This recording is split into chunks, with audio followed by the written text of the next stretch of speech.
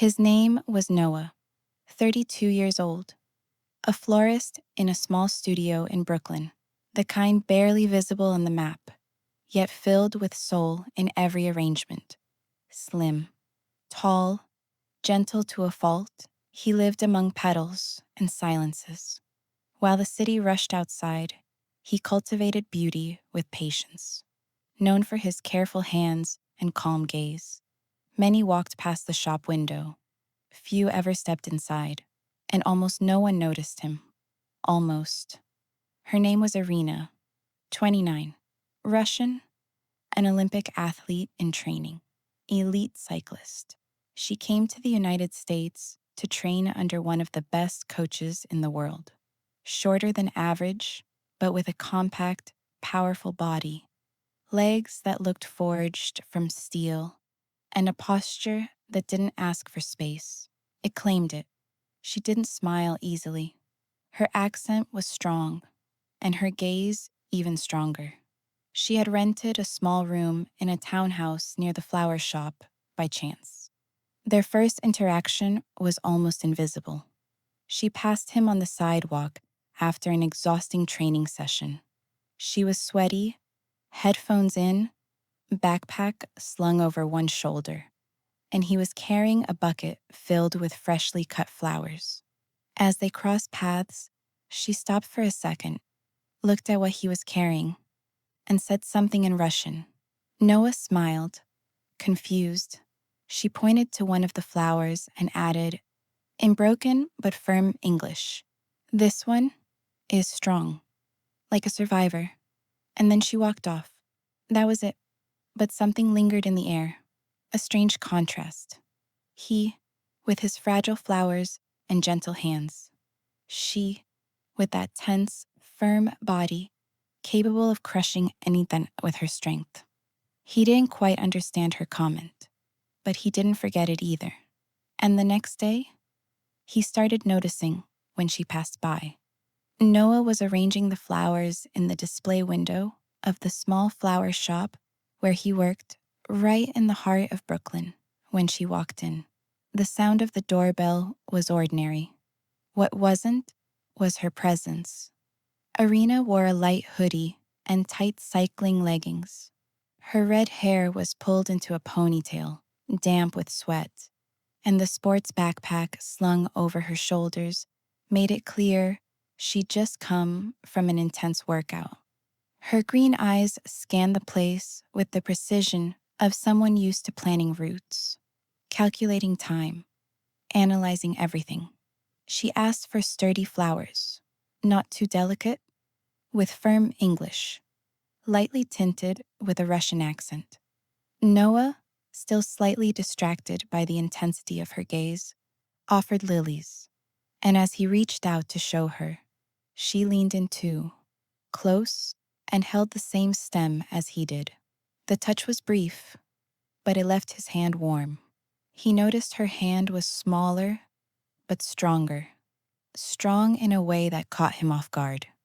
She caught his glance and gave a faint smile, short, almost imperceptible, as if to say, "You noticed." As she walked out, she glanced over her shoulder and said, "Beautiful flowers, but you're more like them than you think." Noah had no reply, but his body had already understood something. In the days that followed, Irina began stopping by the flower shop more often. Sometimes, she'd buy just one flower. Other times, she'd simply ask about a rare species and leave without taking anything. It was always brief, but she left a trace.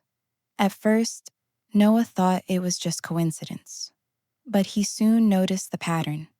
It was always around the same time, late afternoon, when the sunlight hit the display window, and his hands were dirty with soil as he rearranged the vases.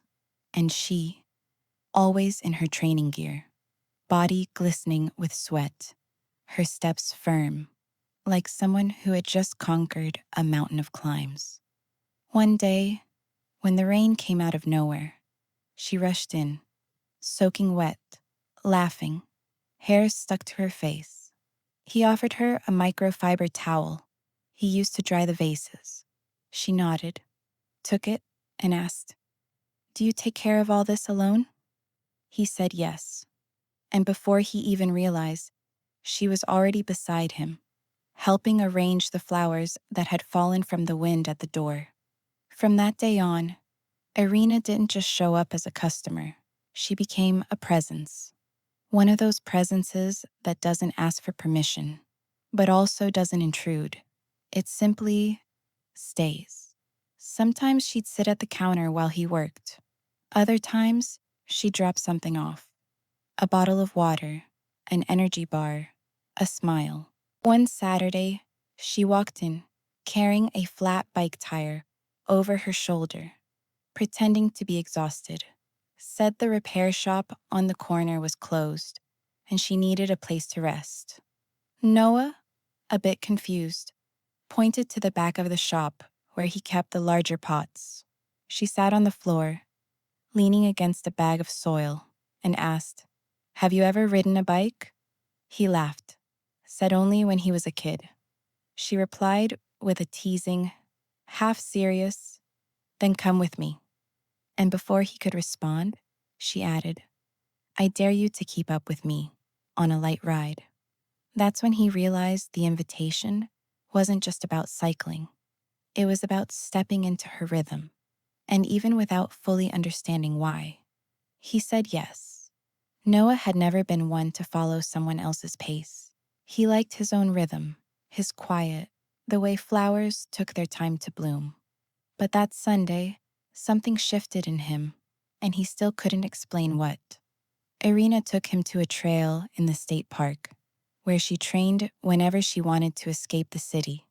She said it would be easy, but what she called easy, to him, felt like a marathon. She cycled ahead, steady, determined, never looking back. When they finally stopped at a scenic overlook, he climbed off the bike, gasping, his legs trembling.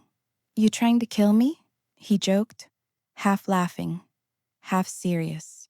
She took a sip of water and simply replied, "Not yet." Noah sat down on the grass, trying to catch his breath. Irina came over, plucked a leaf from his hair, and said casually, "You're stronger than you think. You just need to stop moving so slow all the time." He didn't reply. Coming from someone else, that might have felt like a critique. But from her, it felt different, almost like an invitation. On the way back, she took full control, told him when to change gears, warned him before curves, slowed down when she sensed he was struggling, and sped up when she saw he could handle more. And the strangest part was that he liked it, not the exhaustion, but the feeling of being led, of trusting. It was as if she knew something about him that he hadn't yet discovered, and that didn't feel uncomfortable. It felt freeing. It was on a rainy morning, almost a week after the trail ride.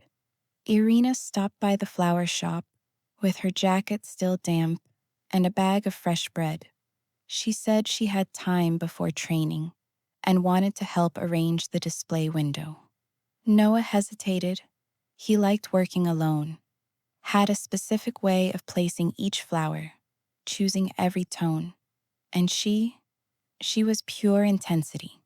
Grabbed things without asking, dragged the pots like they were too light to deserve caution. "Irina, wait, that's going to throw off the symmetry," he said, almost in a whisper, his eyes tense. She stopped, turned slowly, her brows slightly furrowed. "Are you mad?" He blushed. He didn't want to sound ungrateful or controlling, but he felt like he was losing hold of something that was his. "Not mad, just, this is my space," he said carefully, as if walking on eggshells. She stayed quiet for 2 long seconds, then walked over to him and spoke firmly, without raising her voice. "I don't want to take your space. I just want to step into it. With you. Straightforward. No detours. like everything about her, but there was a softness hidden in that firmness. Noah looked at her, and for the first time, he understood. She wasn't intrusive. She was transparent. She didn't step over. She walked with a strong stride. He took a deep breath and smiled, almost sheepishly. All right, we can rearrange together. Just no breaking the symmetry, okay? She let out a short laugh, and with a quick move, tugged his damp sleeve, leading him to the counter. No promises, she replied, teasing. That day, he understood. She wasn't the kind to back down easily, but she wasn't reckless with those she cared about either. She made her presence known, never with cruelty, and slowly, he was starting to like that. It was a clear Sunday, a rare sky for that time of year. Noah had closed the flower shop early. Irina had convinced him, with just a look and half a sentence, to join her on a deserted road where she usually trained. She said she needed someone to time her sprints. He agreed, didn't even think twice. Noah didn't know much about cycling, but he loved watching the way her body moved, like the wind obeyed her. There was strength, yes, but also an absurd level of control, a quiet precision. She was intensity wrapped in muscle, guided by a calculating mind. After 3 laps down the road, she stopped beside him, breathless, sweaty, glowing. Without a word, she took off her helmet, inhaled deeply, and looked at him in a way he couldn't quite decipher. Then, out of nowhere, she grabbed the back of his neck, firm, warm, and pulled him into a kiss. Director. No pause, no hesitation. Noah froze for half a second, not from fear, but from surprise. It was a kiss that didn't ask permission, and yet, it was exactly what he needed. She didn't pull back, didn't wait for a response. She simply guided him toward the hood of the nearby car, pressed his back against the metal, and with her body still burning from the ride, positioned herself in front, one leg between his. You don't need to understand right now, she whispered, eyes locked on his. Just feel. He didn't answer. He just let her guide his hand to her thigh, firm, sculpted, hard as stone, warm skin, racing pulse, breath steady with the rhythm of someone in control. It was new, intense, and at the same time, freeing. He didn't have to make any decisions, didn't have to lead anything. It was as if he could simply exist there in her arms. And the more she led, the more he found himself. The more he discovered a kind of pleasure he'd never imagined. The pleasure of being guided with confidence, with intention, with desire. For the first time, he felt that she had total control, and that instead of restraining him, it set him free. The house where Irina was staying had few pieces of furniture, almost everything improvised. But that late afternoon, with the lights off and only the warm glow of the sunset coming through the wide windows, everything felt intentionally perfect. Noah arrived with a simple bouquet, leftover flowers from the shop, but she looked at them as if he'd brought something rare. She smiled, took the flowers, smelled them, and pulled him by the collar of his shirt. Nothing theatrical, just certain that he was hers, and he knew it too. Without a word, she led him to the rug in the living room. They were on the floor, his back resting against the couch, her body straddling his, on her knees. She kept her eyes on his, and when he tried to speak, she placed a single finger over his lips. Silence. She wanted presence, not explanations. With a sweet firmness, she pinned his wrists above his head, using just one hand. The contrast was striking. He, tall and lean, seeming to float in the moment. She, smaller, but solid, as if nothing could slip through her hands. Noah looked at his own body, stilled beneath hers, and realized he didn't want to move. For the first time, surrendering felt like the most honest way to be with someone. Irina played with his breath, pressed her face close, then pulled away, whispered something in Russian he didn't understand. And maybe it was better that way. The mystery was part of it. The tension kept everything alive.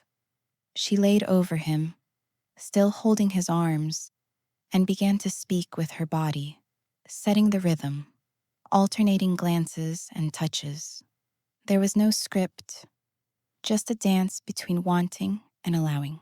Noah realized, little by little, that she didn't ask for space. She took it, calmly, fully, and he gave it without resistance, because there was no fear there, only desire, trust, a warmth that went beyond the skin. When she looked at him again, eyes half closed and a nearly teasing smile on her lips, he understood. She wasn't testing him. She was revealing the truth between them, and it was up to him to accept it. And he did, completely. In that quiet room, under the gentle strength of her body, Noah discovered there was beauty in being led. And more than that, there was love in the act of placing one's desire in the hands of someone who knows how to care. Time felt suspended in that room. There were no sounds from the street, no thoughts of tomorrow, only the two of them, and a silence filled with something ancient, ancestral, as if that moment had been waiting much longer than either of them could comprehend. Irina no longer needed to guide with words. Her body did that, her gestures, her eyes. Seated on Noah's lap, she slid her hands across his shoulders, up to his wrists, which she once again pinned gently above his head, just as she had done before. But now, there was rhythm, a game she led with mastery. He tried to move, instinctively, but she applied a soft pressure with her legs, not as a threat, but as a dance, as if saying, "Let me show you what it's like to feel safe, even when you're not in control." And Noah let her. She wrapped her thighs around his torso, adjusting her hips with ease, embracing him in a kind of hold, firm, warm, present. Her muscles, shaped by years of training, moved with weight and precision. It wasn't brute strength, it was art. For a moment, he lost sense of where he ended, and she began. He only knew he was there, surrendered, with no desire to escape. Irina brought her face close to his, rested her forehead against his, breathing in sync. Then, with a calm yet provocative gaze, she leaned in slowly and whispered, "You've never been this alive." And it was true. His heart beat loud, hot, almost shouting beneath his skin.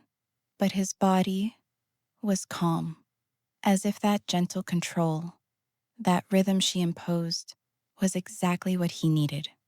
She tightened her legs slightly, playing with the edge between firmness and pleasure.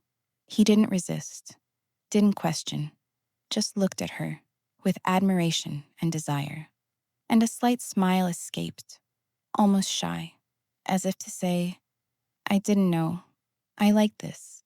Irina noticed and returned the smile. She too had realized something that night. What they shared went beyond any old notion of roles or power. It was a dance, one where she led the steps, yes, but because he wanted to follow. And in that surrender, without resistance, he discovered the rarest kind of freedom, the freedom of being led by someone who sees you completely. That night, there was no room for doubt, no room for defenses. Everything dissolved, his insecurities, his need for control, the fear of not measuring up. Irina didn't ask for permission. She led.